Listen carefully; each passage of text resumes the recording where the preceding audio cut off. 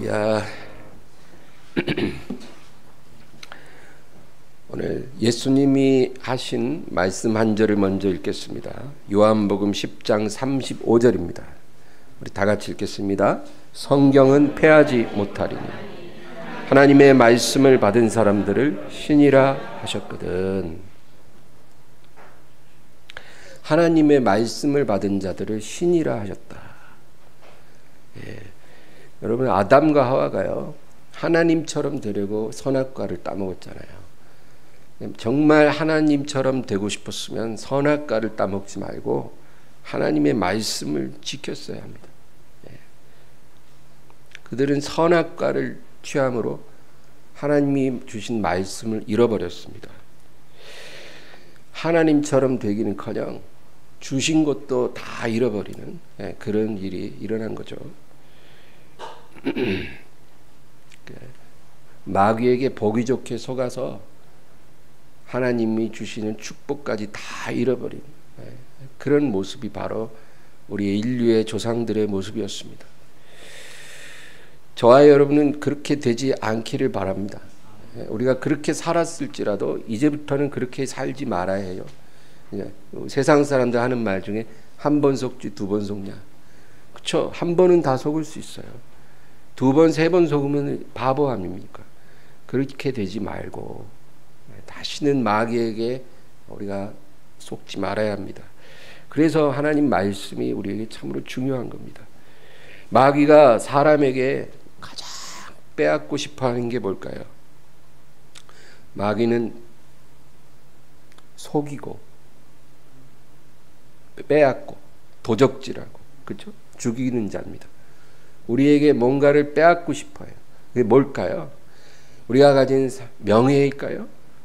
사람들의 어떤 좋은 평판, 어떤 사회적인 지위, 우리가 가진 재물들, 우리의 건강, 우리가 지금 누리고 있는 이 세상의 행복들, 이런 것을 마귀가 빼앗고 싶을까요?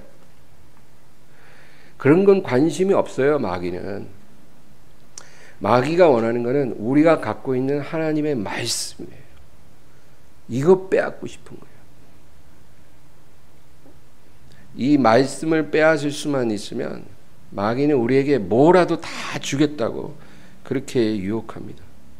마귀가 우리로부터 가장 부러워하는 것, 시기하게 하는 게 바로 우리가 갖고 있는 하나님의 말씀이에요. 마귀는 하나님의 말씀을 버렸기 때문에 땅으로 내리꽂혔다 그랬습니다. 그러니까 자기가 잃어버린 거를 우리가 갖고 있으니까 얼마나 부럽겠어요.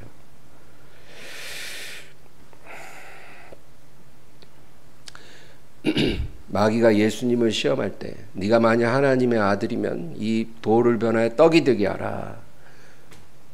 근데 예수님 뭐라 그랬습니까? 사람이 떡으로만 살 것이 아니라 하나님의 입으로 나오는 모든 말씀으로 살리라. 예수님이 이렇게 대답할 때 마귀가 얼마나 화가 났겠어요. 말씀을 빼앗고 싶은데 예수님이 아주 보기 좋게 마귀에게 한 방 먹이셨어요. 사람이 떡으로만 살 것이 아니라 하나님의 모든 말씀으로 살리라. 많은 사람들이 이 세상에 속한 명예나 지위, 재물을 얻기 위해 하나님이 주신 말씀을 놓아버리는 그런 어리석은 선택을 합니다. 여러분, 그런 어리석은 자가 절대로 되지 말아야 합니다. 오늘 방금 읽은 요한복음 10장 35절이 참 중요한 구절인데요. 성경은 패하지 못하나니 하나님의 말씀을 받은 사람들을 신이라 하셨거든. 성경은 패하지 못한다. 그리고 하나님의 말씀을 받은 사람들을 신이라 하셨느니라. 그러니까 예수님은 성경과 하나님의 말씀을 동일한 것으로 말씀하세요. 여러분, 성경은 성령의 감동을 받아 사람들이 기록한 거예요. 그래서 많은 신학자들이 성경이 하나님으로부터 온 말씀이 아니라는 것을 증명하려고 애를 씁니다. 여러분, 그런 말에 우리가 넘어가면 안 돼요. 예수님이 뭐라 그랬냐면 성경은 패하지 못한다. 하나님의 완전한 말씀이라는 거예요. 하나님의 말씀을 받은 자들을 신이라 하셨거든. 그러므로 성경은요, 오류가 없는 하나님의 완전한 말씀이에요. 예. 문자로 기록된 하나님의 말씀입니다. 왜 하나님이 이것을 우리에게 주셨을까요? 하나님이 글씨로 기록된 하나님 말씀을 우리에게 주신 것은 그 안에 하나님의 모든 뜻과 하나님의 계획과 하나님의 생각이 다 들어있다는 거예요. 그러니까 우리가 알아야 될 하나님에 관한 모든 게 성경 안에 다 들어있는 거예요. 그래서 그거를 문자로 기록해서 우리에게 주셨다는 거예요.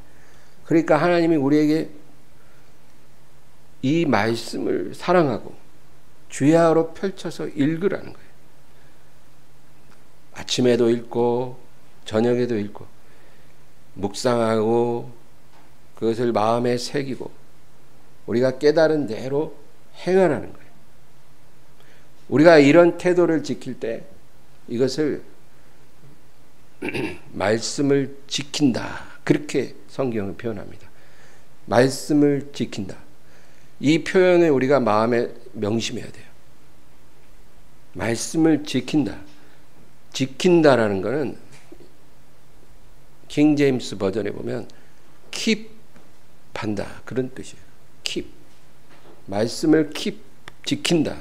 이거는 보존하고 간직하고 잃어버리지 않도록 움켜쥔다. 그런 뜻이에요. 그러니까 하나님이 우리에게 주신 말씀을 잃어버리지 않도록 움켜쥐라. 왜 그렇게 해야 돼요? 뺏으려고 하는 자가 있거든요. 우리 원수가 그거를 뺏고 싶어 하거든요.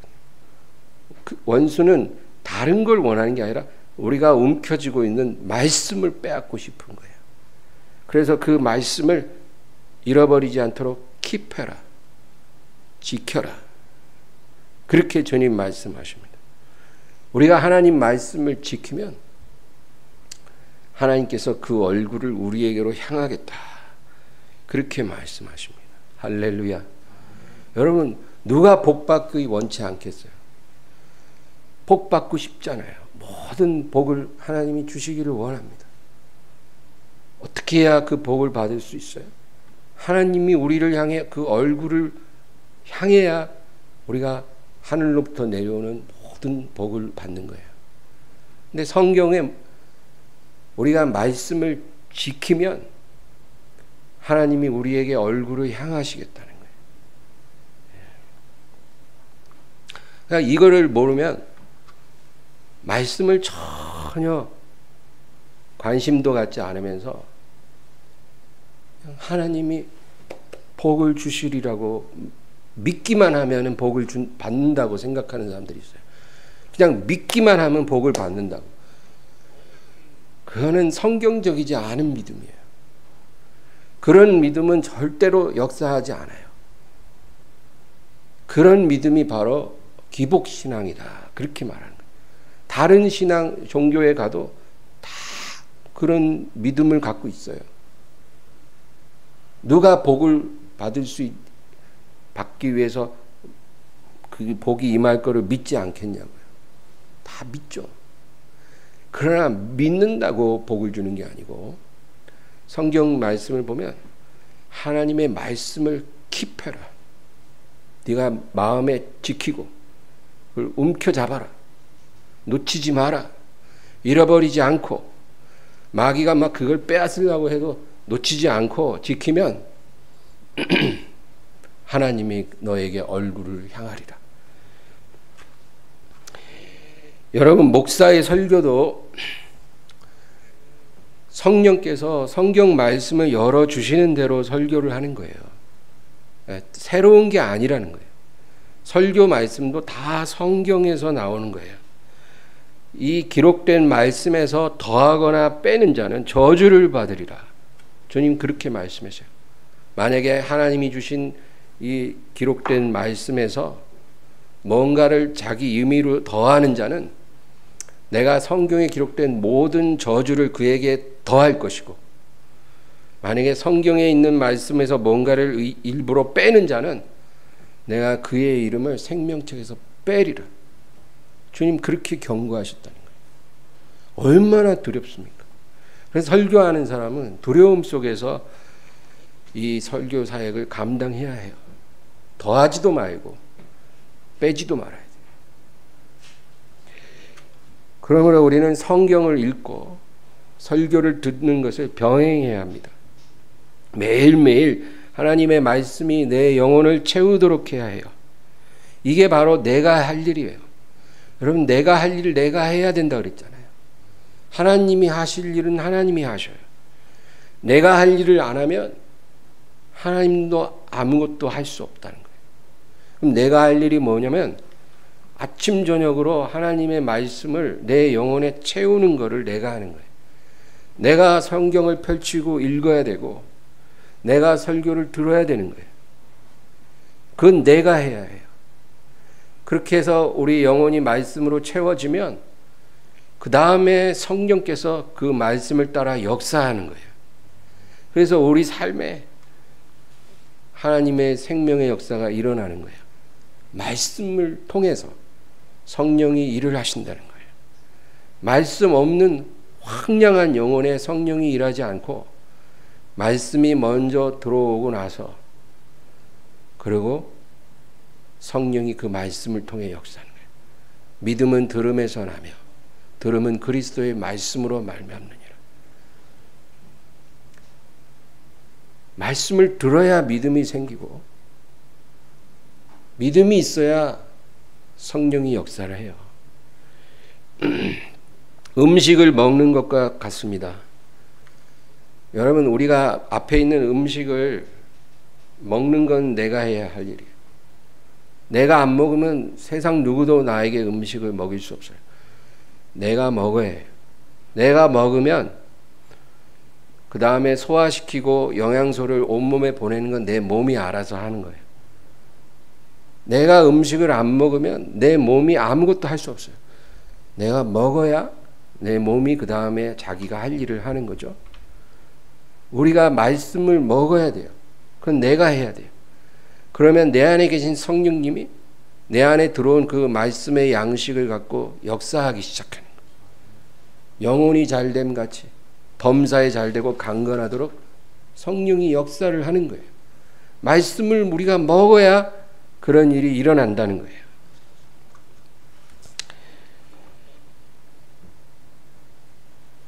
여러분, 하나님은 말씀으로 천지 만물을 창조하셨다 그랬습니다.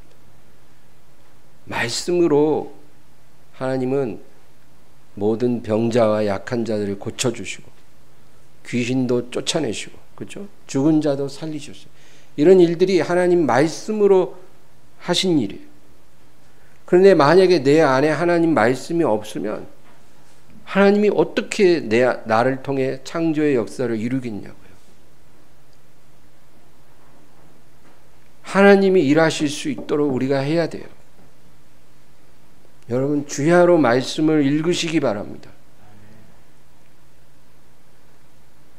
그리고 들으세요. 균형을 잘 잡아서 우리가 이 일에 아주 열심을 내야 돼요. 그래서 내 영혼이 말씀으로 채워지기 시작하면 하나님께서 역사하시기 시작합니다. 자다가도 꿈에서 말씀이 막 생각날 정도가 돼야 돼요. 그리고 어떤 결정을 할 때 성경 구절이 탁 떠오르는 그런 상태가 되도록 우리가 말씀에 젖어서 살아야 되는 거예요. 텔레비 좀 그만 보세요. 텔레비를 가끔은 볼 수 있지만 너무 많이 오래 보지 마세요. 텔레비 그렇게 오래 보면 성경이 안 보여요. 뭔가 하나 포기해야 뭔가를 선택할 수 있어요.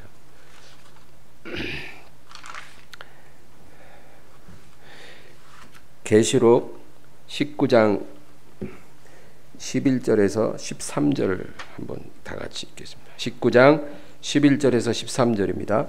또 내가 하늘이 열린 것을 보니 보라 백마와 그것을 탄 자가 있으니 그 이름은 충신과 진실이라.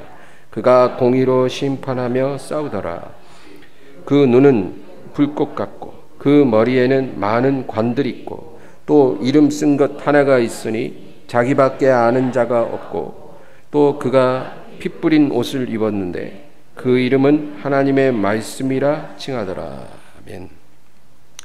영광과 능력으로 주님이 재림을 하실 때 백마를 타고 주님이 오시는 것을 사도 요한이 보았어요.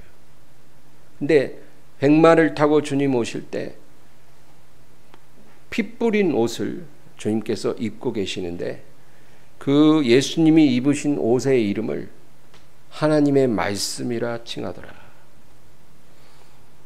여러분, 우리가 아침 저녁 말씀을 묵상하는 것은 예수님의 옷으로 나에게 입히는 거예요. 예수님이 입으신 피 뿌린 옷을 내가 입는 거예요. 그게 말씀으로 우리가 충만한 거예요. 얼마나 우리가 복을 받겠습니까? 마귀가 이것을 얼마나 싫어하겠습니까? 우리가 이 옷을 입지 못하게 하려고 마귀는 할 수 있는 모든 일을 다 할 거예요. 자기가 지옥으로 데려가야 될 사람들이 아침 저녁으로 말씀의 옷을 쫙 입으면 아주 미치고 환장하는 거예요. 마귀가. 그래서 우리를 막 바쁘게 합니다. 정신없이 바빠서 정신이 산란해가지고 아유 오늘은 시간 없어 내일 읽자. 그리고 하루 미루는 거예요. 말씀을 못 읽게 해요. 오늘 몸이 너무 아픈 것 같아. 오늘은 말씀을 못 읽겠어. 그리고 하루 넘어가고 마음에 막 염려, 근심, 분노 이런 게 막 들어와서 말씀을 읽을 수가 없게 만들어요. 친구랑 1시간 통화했는데 막 화날 일이 생긴 거예요. 자꾸 전화 끊고 나니까 말씀이 뭐고 하나도 생각 안 나요. 이렇게 우리 삶에 말씀을 가까이 할 수 없도록 마귀가 역사하고 있다 그 말입니다. 그러므로 여러분 어떤 상황에서든지 예수님의 피 뿌린 옷 말씀으로 우리가 옷 입어야 하는 것입니다. 오늘 본문으로 다시 돌아가겠습니다. 본문 21절 요한복음 14장 21절 한 절을 다 같이 읽습니다. 나의 계명을 지키는 자라야 나를 사랑하는 자니 나를 사랑하는 자는 내 아버지께 사랑을 받을 것이요 나도 그를 사랑하여 그에게 나를 나타내리라. 말씀을 지키는 자, 나의 계명을 지키는 자라는 것은 하나님 말씀을 지킨다는 거예요. 말씀을 지키는 자가 나를 사랑하는 자요 아버지께 사랑을 받을 자요 나도 그를 사랑하여 나를 그에게 나타내리라. 여러분 이런 복보다 더 큰 복이 있을까요? 말씀을 지키는 자가 나를 사랑한다는 거예요. 그래서 아버지가 저를 사랑하실 것이고 나도 저를 사랑하고 저에게 나를 나타내리라. 우리가 하루아침에 하나님 말씀을 다 깨달을 수는 없어요. 다 지키며 살 수는 없을 겁니다. 그러나 지금 내가 말씀을 읽을 때 하나님이 내 마음에 주시는 말씀을 내가 깨닫고 그것을 지키며 산다면 우리가 하나님의 사랑을 받게 될 거라고 그렇게 약속합니다. 그리고 나를 그에게 나타내 주리라. 우리가 예수님과 친밀해진다는 거예요. 이런 모든 조건이 하나님의 말씀을 지킬 때 우리에게 임한다는 거예요. 그러니까 22절을 또 읽겠습니다. 가룟신 아닌 유다가 이르되 주여 어찌하여 자기를 우리에게는 나타내시고 세상에는 아니하려 하시나이까. 유다라는 제자가 또 있어요. 가룟 유다 말고 다른 유다가 질문을 하는 거예요. 주여 왜 자기를 우리에게는 나타내시고 세상에는 나타내지 아니하시려 하나이까. 왜 이런 질문을 하냐면 그 앞에 18절 19절에 예수님 말씀이 있어요. 18, 19절 읽겠습니다. 내가 너희를 고아와 같이 버려두지 아니하고 너희에게로 오리라. 조금 있으면 세상은 다시 나를 보지 못할 것이로되 너희는 나를 보리니 이는 내가 살아있고 너희도 살아있겠음이라. 조금 있으면 세상은 나를 보지 못하지만 너희는 나를 볼 것이니라. 그렇게 예수님이 말했거든요. 그러니까 이 제자가 아니 주님께서 이제 왕으로 오셔서 주의 나라를 이루어야 되는데 왜 세상이 못 보게 하십니까? 우리에게만 보여주시고 세상이 예수님을 다시 못 볼 거라고 하니 왜 그렇습니까? 그렇게 질문을 하는 거예요. 제자들은 지금 주의 나라가 임할 거라고 생각한 거예요. 주님의 나라가 임할 때까지 2000년이라는 갭이 있을 거라는 걸 전혀 알지 못하니까. 주의 나라에 들어가려면 우리가 하나님의 말씀을 지키는 자가 되어야 한다는 것을 제자들은 이해하지를 못했어요. 지금 당장 주님이 왕으로 오셔서 그 나라를 이루기를 원하는데 왜 우리에게만 나타내고 세상 사람들은 주님을 보지 못하리라 하십니까? 근데 주님께서 이렇게 대답을 하셔요. 23절입니다. 예수께서 대답하여 이르시되 사람이 나를 사랑하면 내 말을 지키리니 내 아버지께서 그를 사랑하실 것이요 우리가 그에게 가서 거처를 그와 함께 하리라. 아멘. 21절과 23절은 비슷한데 21절에서는 나도 그를 사랑하여 그에게 나를 나타내리라 하고 23절에는 우리가 그에게 가서 거처를 그와 함께 하리라. 두 가지 중요한 진리가 이 안에 담겨져 있어요. 첫째는 하나님 말씀에 대한 우리의 태도가 예수님에 대한 태도라는 거예요. 이걸 우리가 알아야 됩니다. 하나님 말씀에 대한 나의 태도가 예수님에 대한 나의 태도예요. 이걸 우리가 분리하면 안 돼요. 이게 같은 거라는 거예요. 여러분, 예수님이 그 얘기를 하시는 거예요. 사람이 나를 사랑하면 내 말을 지키리니. 말씀을 사랑하는 것이 예수님을 사랑하는 거예요. 말씀에 귀를 기울이는 게 예수님의 귀를 기울이는 거예요. 말씀에 순종하는 게 예수님께 순종하는 거예요. 말씀에 무지하다는 것은 예수님에 대하여 무지하다는 거예요. 내가 하나님 말씀을 멸시하고 살고 있다면 바로 예수님을 멸시하고 살고 있다는 거예요. 우리가 예수님을 얼마만큼 사랑하고 섬기는지는 우리가 말씀에 대한 태도로 그것이 판단을 받는다는 거예요. 그게 우리가 이 세상에서 살면서 마음에 새기고 새겨야 될 진리예요. 주님을 우리가 볼 수가 없잖아요. 주님을 듣거나 만질 수 없어요. 우리가 언제 주님을 직접 보고 그 음성을 직접 듣고 주님을 만질 수 있냐면 예수님이 우리의 이름을 부르실 때, 우리가 하늘로 들려 올라갈 때, 그때 그 일이 일어나는 거예요. 이 세상에 사는 동안에는 우리는 그렇게 할 수가 없어요. 근데 예수님께서 뭐라 그러냐면 너희가 이 세상에 살면서 나의 말씀을 어떻게 대하느냐를 보고 나를 어떻게 대하는지 알리라. 그러니까 주여 주여 우리가 주의 이름으로 선지자 노릇하고 주의 이름으로 기적을 행하고 주의 이름으로 많은 일을 했잖아요. 나는 너희를 알지 못한다. 왜 그렇게 되냐면 그 주의 종들이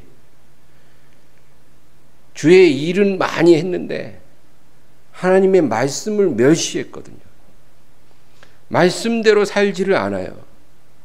말씀을 완전히 뒤로 내던져버리고 자기 마음대로 주의 일을 하는 거예요. 예.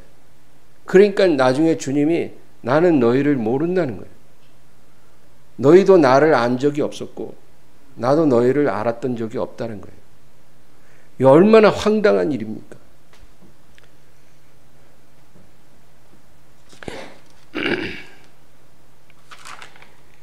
예수님은 육신이 되신 하나님의 말씀이에요. 그렇죠? 육신이 되신 하나님의 말씀. 그러면 성경은 뭐예요? 글자로 쓰인 하나님의 말씀이에요. 동일하다는 거예요. 예수님은 육신이 되신 하나님의 말씀이고 우리가 갖고 있는 성경은 글자로 쓰여진 하나님의 말씀이에요. 글자로 쓰여진 하나님의 말씀에 관심이 없는데 육신이 되신 하나님의 말씀은 관심이 있을까요? 관심이 없는 거죠.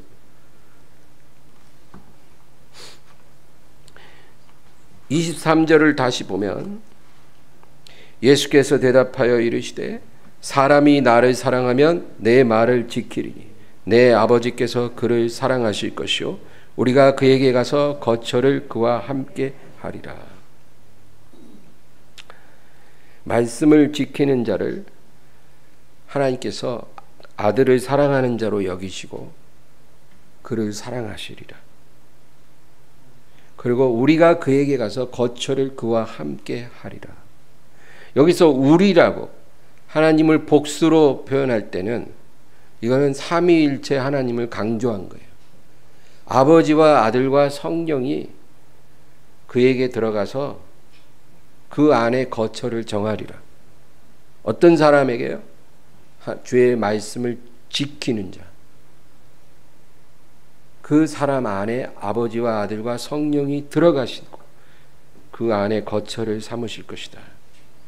여러분, 지금 교회마다 뭐 성전 짓겠다고 얼마나 애씁니까? 그렇죠? 네, 성전을 짓기 위해서 막 헌금을 하고 많은 애를 쓰잖아요. 또 사람들 무주택자, 저도 무주택자지만 집 한 채 갖겠다고 얼마나 애를 씁니까?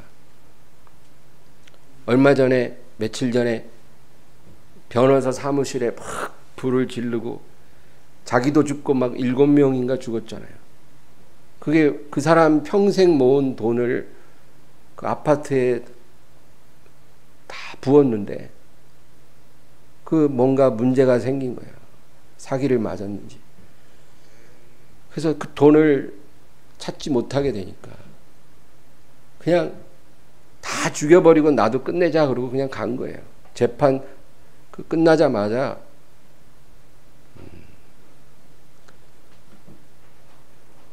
집 한 채 갖겠다고 얼마나 그렇게 애를 쓰면서 합니까? 여러분, 우리가 하나님의 말씀을 지키는 사람이 되면 하나님이 거하시는 집이 된다는 거예요.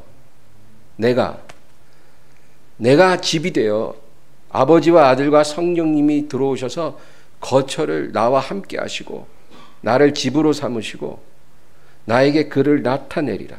이런 축복이 어디 있어요, 여러분?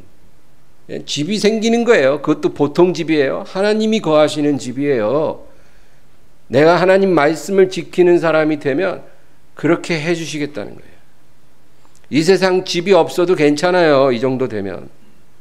여러분, 우리가 하나님의 집이 돼서 살면 하나님이 그 안에 거주하시는데 여러분, 하나님이 그 집 관리비 안 내주시겠어요? 네. 막 홍수가 나고 태풍이 불고 막 그럴 때 하나님이 그 집을 보호해 주시지 않으시겠어요? 그 집에 필요한 양식 채워주시지 않겠어요? 하나님이 들어와 사시는데 만물을 소유하신 하나님께서 자기가 거하는 집에 필요한 양식 다 채워주지 않겠냐고요. 네. 만약에 저희 집에 무슨 대한민국 최고의 부자가 와서 한 달간 살면은 그 사람이 우리 집 한 달 관리비 안 내주겠냐고요. 우리 집에 뭐 필요하다 그러면 냉장고 오래됐다 그러면 하나 안 바꿔주겠어요, 그 사람이? 다 해줄 거 아니에요. 하나님이 사시는 집인데 하나님이 책임 안 지시겠냐고요. 그러니까 하나님 앞에 주세요, 주세요 할 필요가 없어요. 내가 하나님이 거하시는 집이 되게 하면 하나님이 다 알아서 해주세요. 하나님, 저는 이렇게까지 많이 달라고 한 적이 없는데 왜 이렇게 많이 주세요? 그거 아니다. 난 너에게 이렇게 주기를 원하고 더 주기를 원한다. 여러분, 하나님과 우리의 관계가 이렇게 돼야지 주세요, 주세요. 1번 뭐, 2번 뭐, 3번 뭐, 4번 뭐 쫙 적어갖고 주머니에다 넣고 다니면서 기도할 때마다 펼쳐갖고 1번 이거 주시고 2번 이거 주시고 3번은 다음 달까지 주셔야 되고 4번 3달 안에 주셔야 되고 5번 올해 안에 반드시 주셔야 되고 10번 기도 끝. 밤낮 이러는데 하나님 3번 기도는 이번 달 안에 달라 그랬는데 이번 달 지났는데 안 왔네요. 어찌 되신 거예요? 서운합니다, 하나님. 너무 야속해요, 하나님. 제가 오늘 기도회를 안 나가겠습니다. 교회 이번 주는 쉬겠습니다. 저도 마음에 상처를 받았다고요. 제가 쉴 테니까 그리 아세요. 우리가 이런 식으로 하나님과 관계를 맺으면 안 된다는 거예요. 하나님은 우리를 그렇게 대하고 싶어 하시지 않으세요. 하나님이 들어오실 수 있도록 내 자신이 집이 되면 돼요. 어떻게 해요? 너희가 나를 사랑하고 내 말을 지키면 우리가 저에게 가서 거처를 함께 하리라.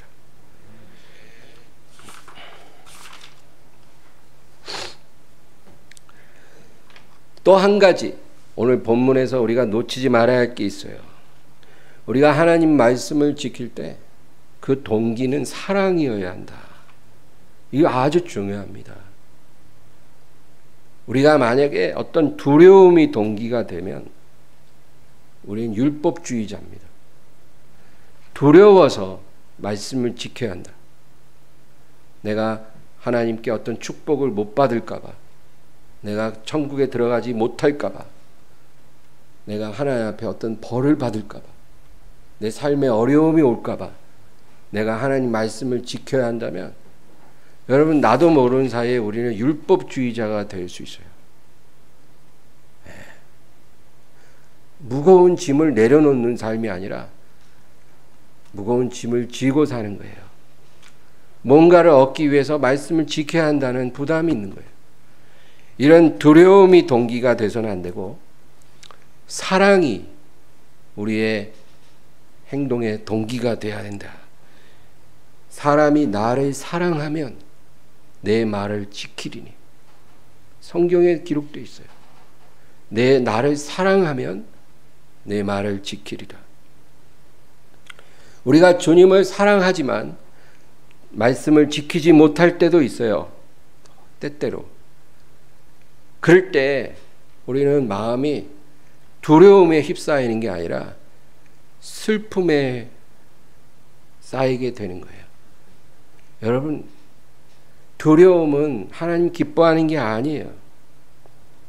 아담과 하와는 두려움 때문에 하나님을 피해서 숨었어요.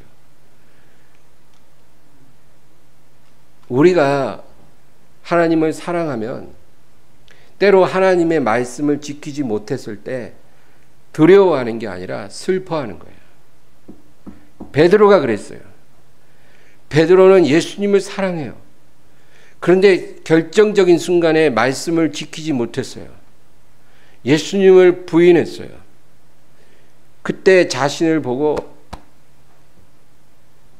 너무나 비참함을 느꼈겠죠.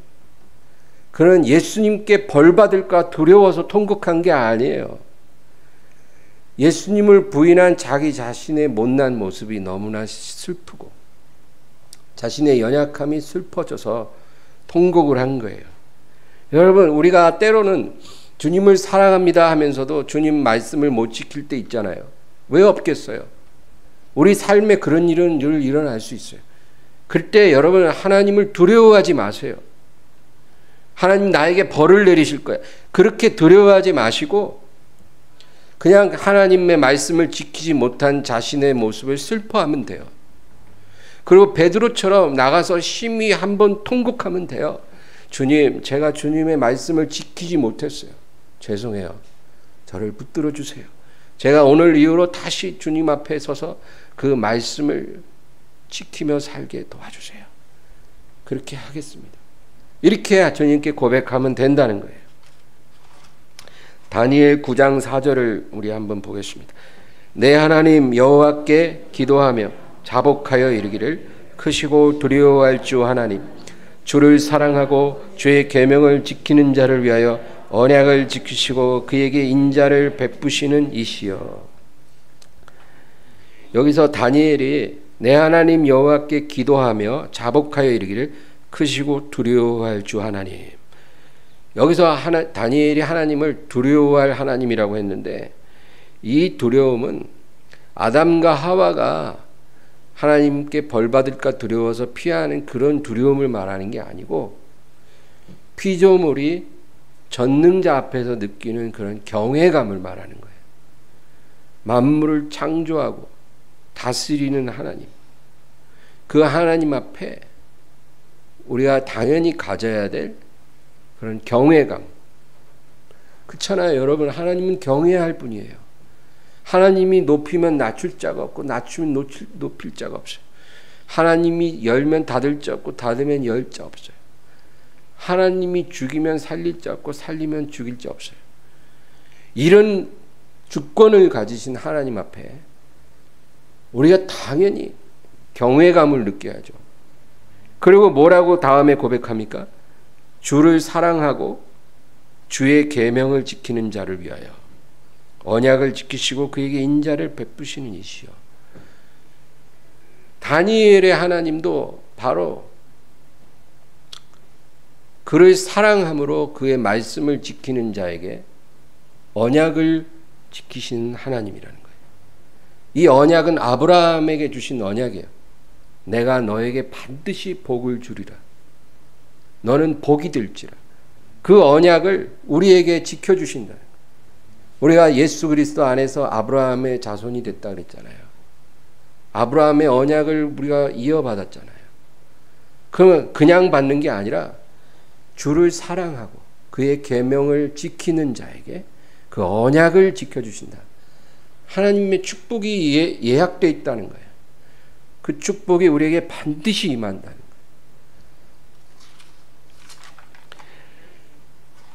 사람은 기쁨이 없이는 살 수가 없습니다. 제가 이 설교를 준비하는데 성령께서 저한테 딱 질문을 하시더라고요. 너는 어떤 기쁨을 발견했니? 너는 어떤 기쁨으로 살고 있니? 그래서 제가 오늘 말씀에 이 얘기를 하고자 해요. 사람은 기쁨 없이는 살 수 없어요. 요즘에 우울증이 늘어나는 것은 기쁨이 없는 삶이 가져오는 열매예요. 삶에 기쁨이 없으니까 그 기간이 길어지면서 우울증도 오고 여러 가지 병이 오는 거예요. 그래서 사람은 본능적으로 기쁨을 발견하려고 애를 씁니다. 우리가 목이 마르면 본능적으로 물을 찾듯이 우리가 기쁨을 발견하기 위해 노력을 해요. 그리고 그것을 누리며 살아가는 그런 존재라는 거예요. 그럼 내가 발견하고 누리는 기쁨은 어떤 기쁨인가? 여러분, 아담과 하와가 하나님이 먹지 말라 하는 그런 열매를 따먹는 기쁨을 발견했는데 우리의 기쁨도 그런 기쁨인가요 혹시? 하나님이 먹지 말라 한 거 따먹는 그런 기쁨이 우리의 삶을 지탱하는 기쁨입니까? 여러분, 만약에 우리가 그런 사람이라면 지금 지옥으로 가는 열차 타고 있는 거예요. 교회 아무리 나와도 소용없어요. 지금 지옥행 열차를 타고 있어요. 그 열차에서 내리세요. 그 기쁨을 포기하세요. 그 기쁨을 던져버려야 돼요. 그리고 여러분, 잠언 9장 13절에서 18절 우리 한번 읽겠습니다. 잠언서 9장 13절 18절. 미련한 여인이 떠들며 어리석어서 아무것도 알지 못하고 자기 집 문에 앉으며 성읍 높은 곳에 있는 자리에 앉아서 자기 길을 바로 가는 행인들을 불러 이르되 어리석은 자는 이리로 돌이키라. 또 지혜 없는 자에게 이르기를 도둑질한 물이 달고 몰래 먹는 떡이 맛이 있다 하는도다. 오직 그 어리석은 자는 죽은 자들이 거기 있는 것과 그의 객들이 수올 깊은 곳에 있는 것을 알지 못하느니라. 마귀가 우리에게 뭐라고 하냐면 도둑질한 물이 달고 그냥 물보다 도둑질에 마시는 물이 달다는 거예요. 몰래 먹는 떡이 맛이다. 만약에 우리가 이런 기쁨을 누리고 있다면 여러분 우리는 사망으로 가는 거예요. 그런데 주님께서는 이 기쁨을 버리라는 거예요.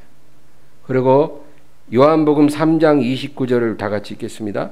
신부를 취하는 자는 신랑이나 서서 신랑의 음성을 듣는 친구가 크게 기뻐하나니 나는 이러한 기쁨으로 충만하였노라. 세례 요한이 고백한 거예요. 세례 요한에게 많은 사람들이 몰려오고 있었는데 예수님이 나타나시니까 사람들이 그리로 다 가더라는 거예요. 그런데 세례 요한이 뭐라 그러냐면 신부를 취하는 자는 신랑이나 서서 신랑의 음성을 듣는 친구가 크게 기뻐하나니 나는 이러한 기쁨으로 충만하노라. 신랑의 음성을 듣는 친구처럼 나는 이러한 기쁨으로 충만하노라. 신랑의 음성을 듣는 기쁨이 내게 가득하다는 거예요. 사람들이 다 내게서 떠나도 상관이 없다. 나는 신랑의 음성을 듣는 친구처럼 내 마음의 기쁨이 충만하다. 여러분, 우리가 가져야 될 기쁨이 바로 이 기쁨이에요. 아담과 하와처럼 몰래 먹는 떡, 몰래 마시는 물이 맛있다 하는 게 아니고 세례 요한처럼 신랑의 음성을 듣는 기쁨이 우리에게 충만해야 돼요. 우리가 이런 기쁨으로 사는 사람이 될 때까지 성령께서는 우리에게서 선한 일을, 착한 일을 계속하실 거예요.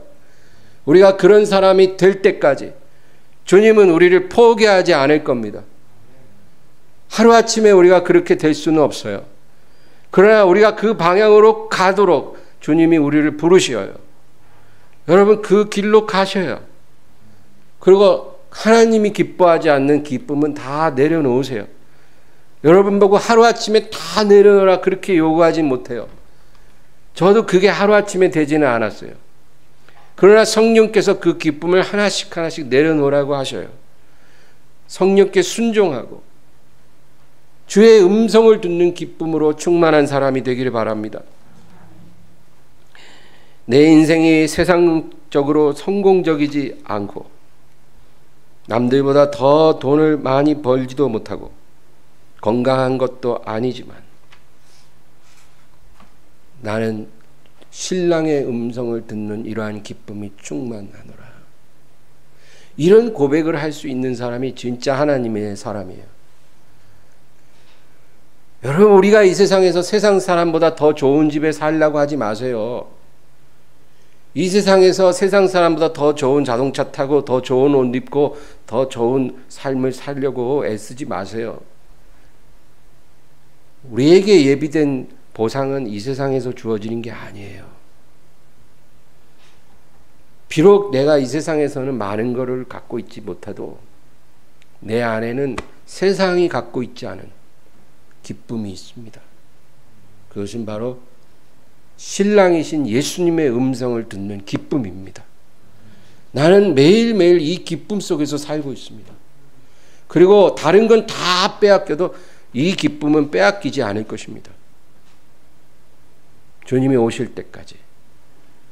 마지막으로 시편 4편 7절을 읽고 마칠 겁니다. 주께서 내 마음에 두신 기쁨은 그들의 곡식과 포도주가 풍성할 때보다 더하니이다. 주께서 내 마음에 두신 기쁨은 그들의 곡식과 새 포도주가 풍성할 때보다 더하니이다. 이게 다윗의 고백이에요. 세상 사람들이 곡식과 새 포도주가 풍성함으로 느끼는 그 기쁨보다 주님이 내 마음에 주신 기쁨이 더 큽니다. 여러분 오늘 말씀 제목이 말씀이 머무르는 집이에요. 어떤 집을 갖고 싶습니까? 큰 빌딩 하나 있었으면 좋겠다고 생각하고 이제까지 사셨어요? 나도 큰 빌딩 하나 있어서 새 받아 먹으면서 걱정 없이 좀 살아봤으면 좋겠다. 아니면 한 50억짜리 아파트 그런 데서 나도 한번 살아봤으면 좋겠다. 그런 집을 원하십니까? 아니면 하나님의 말씀이 머무르는 집을 갖고 싶습니까? 아버지와 아들과 성령이 들어오셔서 거처를 정하시고 그 말씀이 머무르는 집, 그 집을 여러분이 원하시기를, 그 집을 소유하기를 주의 이름으로 축원합니다. 오늘 말씀을 생각하면서 주여 세 번으로 기도합니다. 주여, 주여, 주여.